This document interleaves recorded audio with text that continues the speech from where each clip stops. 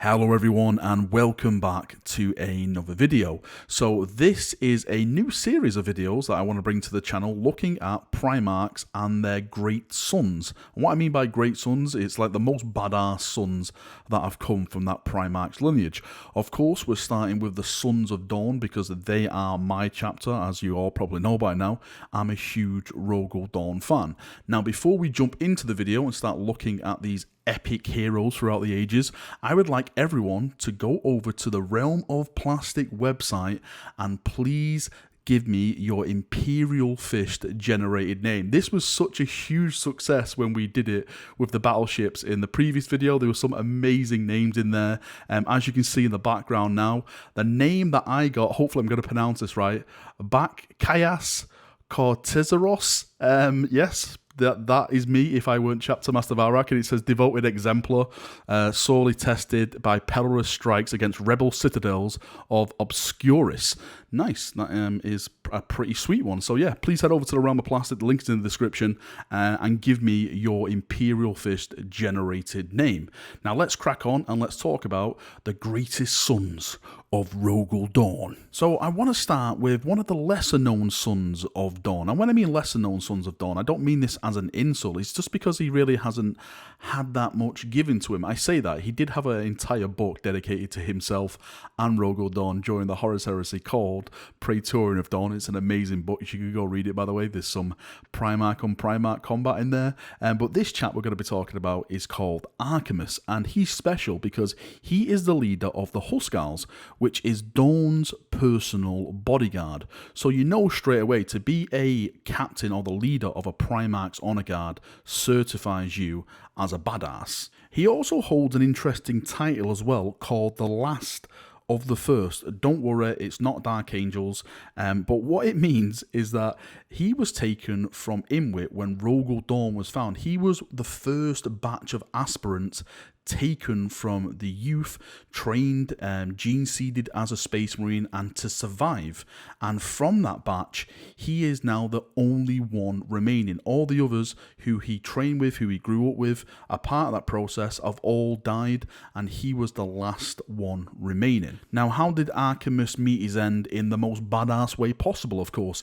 He actually fought down a Primarch. Yes, Alfarius himself impaled Archamus. He didn't die straight away, he was still alive. He died after it. Rogal Dorn intervened, and we all know what happened with that one, of course, because Rogal Dorn is the only loyalist Primarch with a confirmed traitor Primarch kill, of course. But Archamus went out in the most badass way possible, serving his father and dying with his duty intact. So I salute Archamus, and I think he is one of the most badass sons of Rogal Dorn, and he deserves to be at the top of this list. Now, when we're talking about top spots, I think it's only right to mention this next fellow. Of course, it is Sigismund, the Emperor's champion himself, first High Marshal of the Black Templars.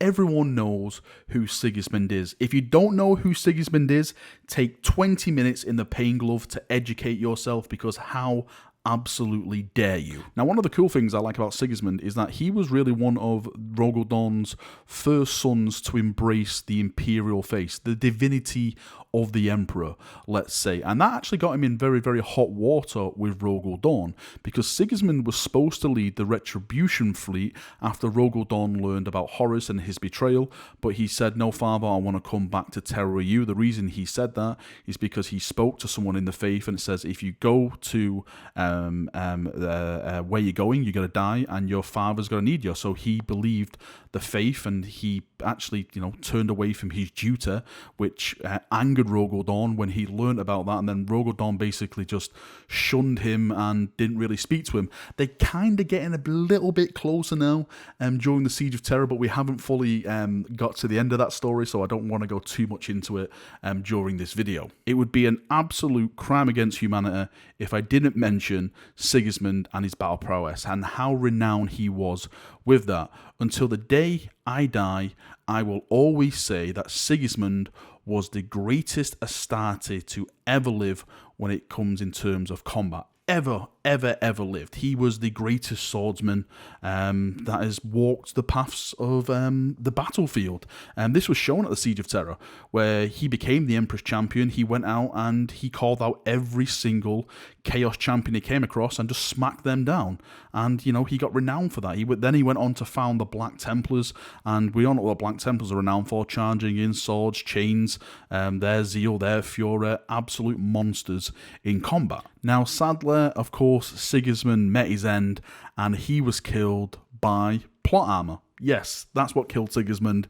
It was plot armor. He faced Abaddon, and he died against Abaddon. We all know that Abaddon can't be killed because he is the golden boy of chaos. But what I will add is that he had one of the most badass going out lines that has ever been. Like, as he's dying on the floor, he looks up at Abaddon. His mouth is dripping with blood. He's coughing. He goes, "You will die as your weakling father died, soulless, honorless, weeping, ashamed." And that was it. He is out. And to this day, that line has always stuck with me because I think it is just a massive F you as he's going out. Now, moving on to another Horus Heresy character. I'm sorry, I'm getting all the Horus Heresy characters out of the way before we start moving on to the 40k characters, because it's only right if we start at, you know, the old ones and then move on to the newer ones.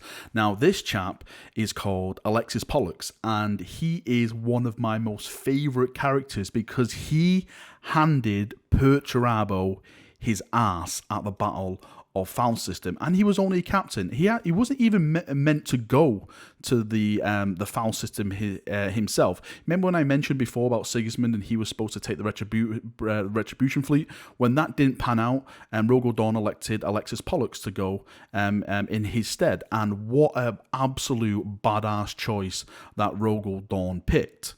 Now, just to sum up the Battle of the Foul System, because I actually want to do a video on this and really go into depth with it, but what happened is that when the Retribution fleet was sent to the Isvan system to help the Loyalist legions, which by that time were probably all destroyed, warp storms were raging, it ripped the fleet apart, there was a lot of damage, you know, a lot of ships were lost, that means a lot of Marines were lost, and they came out in the Foul System. Now, what was waiting for them was a trap by the Iron Warriors. The Chaos powers that be killed, you know, as much of the fleet as they can, and the remaining came out in front of the Iron Warrior fleet, who outnumbered them, outgunned them, outmanned them. And what Pollux did, he completely turned it around with his battle drill, with his tactics. He actually started to take on the Iron Warrior fleet, and from an ambush started to turn it into an advantage for the Imperial Fist, and they started to kill the Iron Warrior in greater numbers. Now, what happened is that there was a message that came through from Rogal Dorn, because in the meantime he discovered what had happened to the Loyalist legions at Isvan, so he didn't want to send his sons into a trap. Yes, the message came late, and it was like, "Everyone, come back to Terra. We need you back to Terra right now." So the sons, being sons of Rogal Dorn and always following orders to the last, started to retreat. And of course, when all the ships started to retreat, that means the Iron Warriors started to get their advantage back. But Pollux set a little trap. He put his ship, who was badly damaged, next to an Iron Warrior ship, got them to board it. As he boarded the Iron Warrior ship, set that ship to explode, and then he sailed off in the bloody Iron Warrior ship, and he was slung out somewhere else. There's a lot more story to his, but that battle itself was fantastic.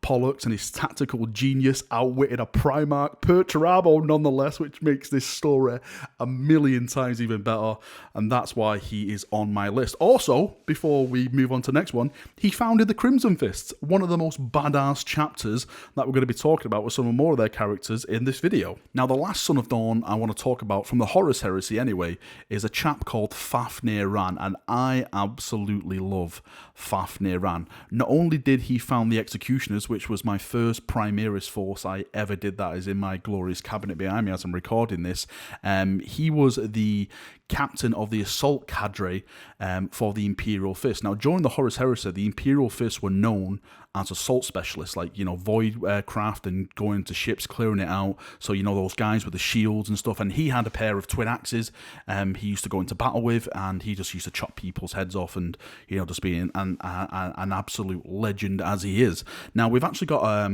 a lot more information from Fafnir Rann during the Siege of Terror series. There's a little chunk of the book where he's on the walls and he's taking on Iron Warriors. He's actually fighting alongside Sanguinius, which is a great honor for him. I just wanted to put him on this list because just what such a great character is and how he's renowned. I'm sure there's going to be more stuff that comes from Fafnir Rann going forward, and hopefully we'll see some stories where he actually founds the executioners and they take to the stars, slaying the Xenos and the heretic in the Emperor and Dorn's name. So moving on from the Horus Heresy, I think it's only best if we start with one of the most famous Sons of Dorn. Well, one of the most famous Sons of Dorn to me is Koorland.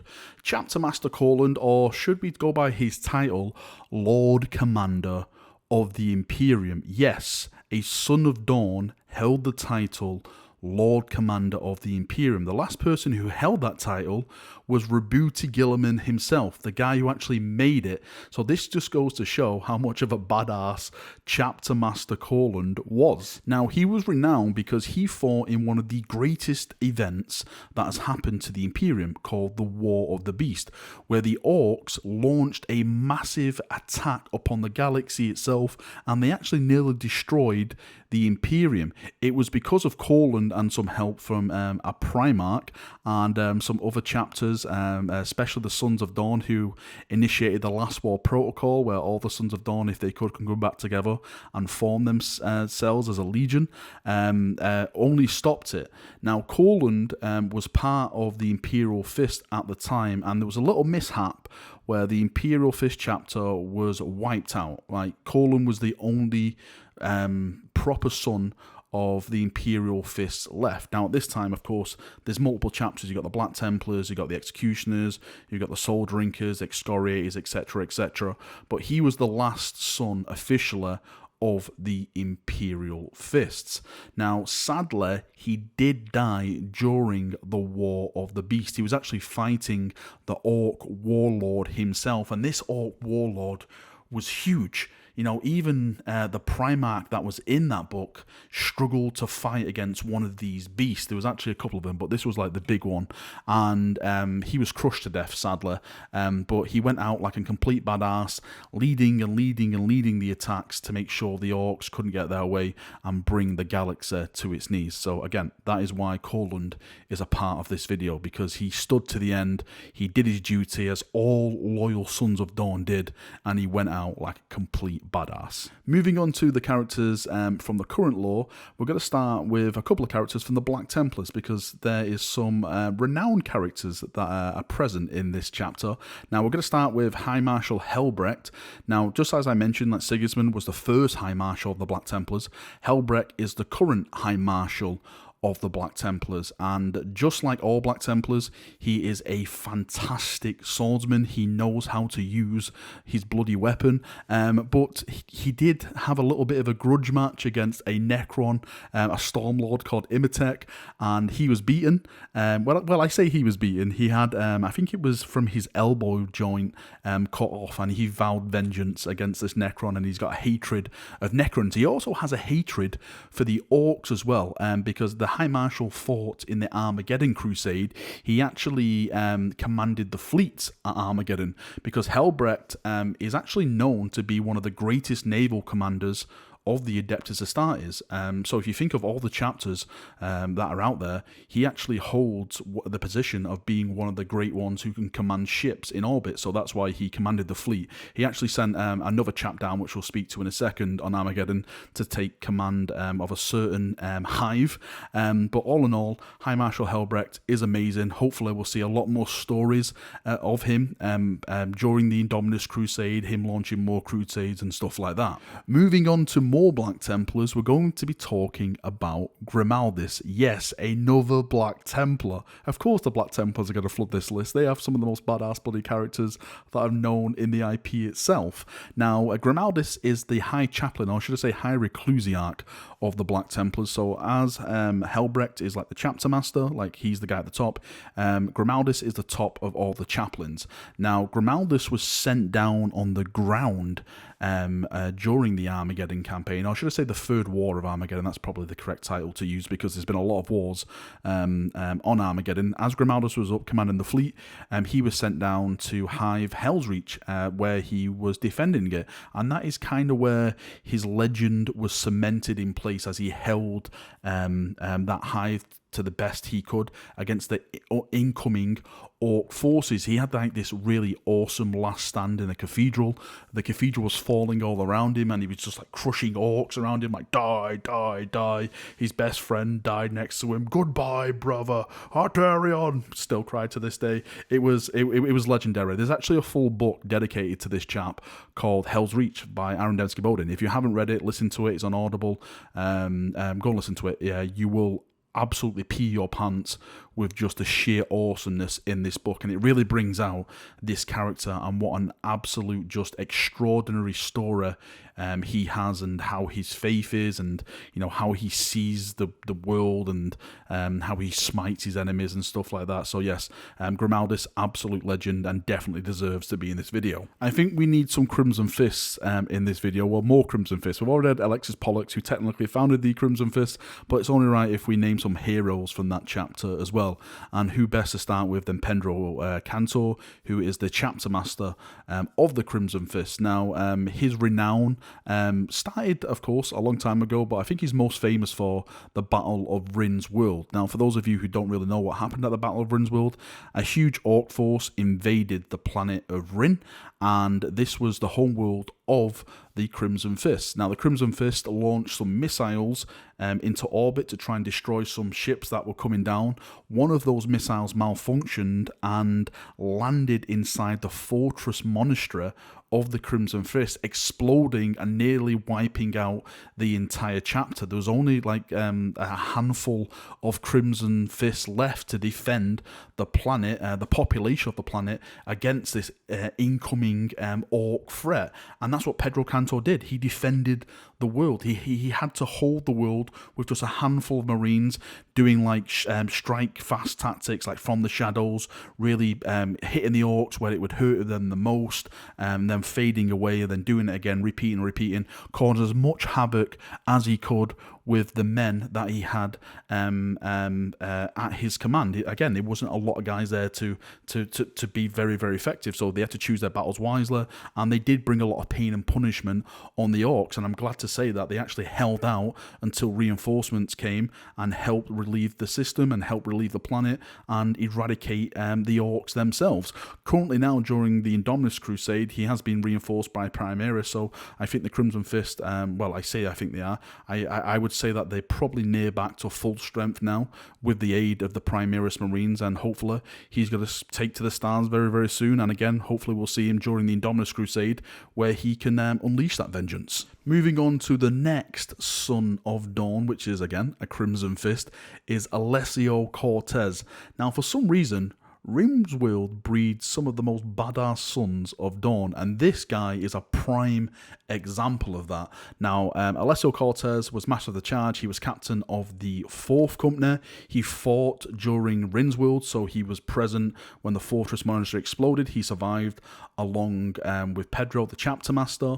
Now, one of the most interesting things from that during Rin's World is that he actually fought an orc war boss. Now, this orc war boss actually ripped Cortez's arm off his body. He just yoink, that belonged to me, and he just yeeted it across the battlefield. Now, the orc, being an orc, was like, yes, I'm the biggest and the bestest, I've won this fight. As he was cheering on, Cortez pulled a crack grenade with his arm that was working, shoved it down the orc's mouth. That crack grenade exploded, and Cortez walked away like an absolute badass. When he reported to Pedro Kantor for his next battle duty, with an arm missing, by the way, Pedro Kantor was like, holy hell, brother, you've got your, where's your arm gone? You've lost an arm. And like, Alessio Cortez was like the most badass response ever. It's like, I haven't lost my arm, brother. It's right over there, and pointed to like the remains of his arm that has just been ripped off his body by the bloody orc war boss. Complete badass. Now, I say sadly, we don't know the ending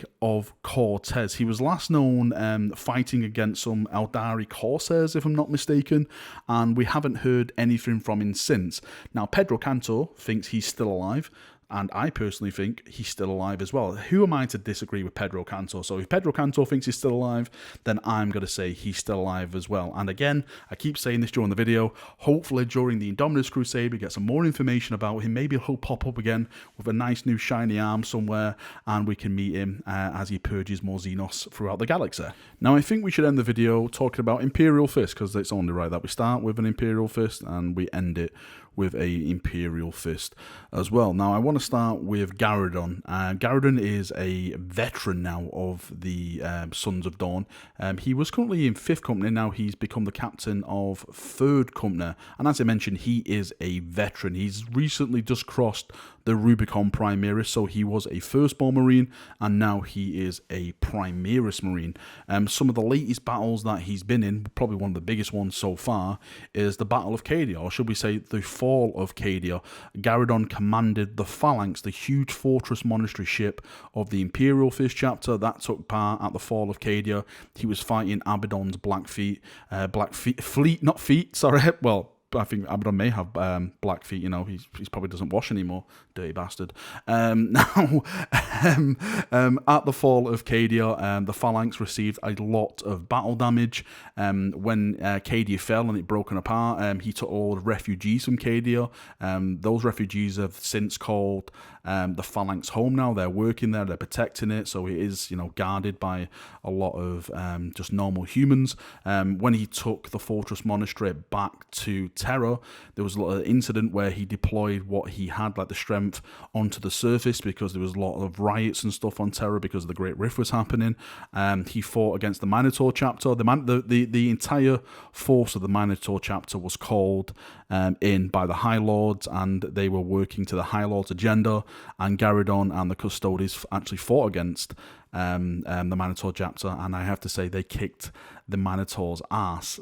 So that just goes to show that people who like the Minotaurs, you better step out the way, because the Sons of Dawn are way more badass than you guys. Now, as I said, Garadon's now Primaris Marine. He's heading out back into the galaxy, and again, I'll say this every time, hopefully during the Indominus Crusade book series, we'll see him more, we'll get more interaction, we'll find out more information about him, and hopefully he's still commanding the Phalanx. That wasn't made a factual, like if he's still in command of the Phalanx since all the Primaris reinforcements or not. So hopefully he is, because he's done a fantastic job so far. Now let's talk about Lysander. Darnath Lysander, 1st Company captain, because this chap has led a life of absolute awesome sauce. So Lysander is a veteran, just like Garadon. Actually, Lysander is way more veteran than Garadon. He actually makes Garadon, I would say, look like an initiate. That's my personal opinion anyway. Now, he was actually declared dead by the Imperial Fist, which was actually very, very interesting. Him and his ship he was commanding went into the warp, to travel somewhere, never came out. They waited for him, and they were like, nope, he must have been lost in the warp. So, him and all his warriors are dead.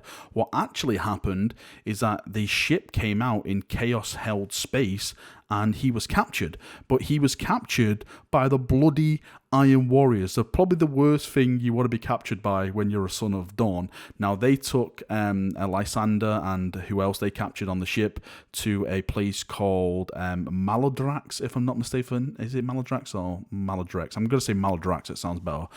So they took him to Maladrax, they tortured him. Eventually, he did manage to escape, came back into the Imperial Fist Company, and he was like, hey, I've returned, I was being tortured. The Imperial Fist like, well, can we trust this guy? He's been, on a Chaos World. Is he tainted? Eventually, after all the testing that they do and stuff like that, they was like, yep, he's okay. They reinstated him as 1st Company captain again, and then he led a fleet to the bloody world where he was tortured on. Again, this is a fortress world of the Iron Warriors, so sieging this is no mere easy task, let's say. Completely wiped out the defenses, destroyed the world, and of course he got his vengeance, for being tortured. After that, he's basically just still where he is now. He's first company captain. They actually offered him the position of chapter master when one of the Imperial Fist chapter master dies, and he turned it down. I don't think he wants that kind of pressure or that kind of rank on him. He just wants to go out and purge as many enemies of the Imperium as bloody possible. Alright, Chaperonios, that is me done for another video. Thank you for coming, thank you for watching. As always, as I mentioned at the start, this is a series that I would like to do, so if you've got any recommendations for the next Primarch and his sons, post it down below, along with your Imperial Fist name, of course, and we'll have a nice little conversation down there, as we always do. See you now, have a great day, and bye-bye.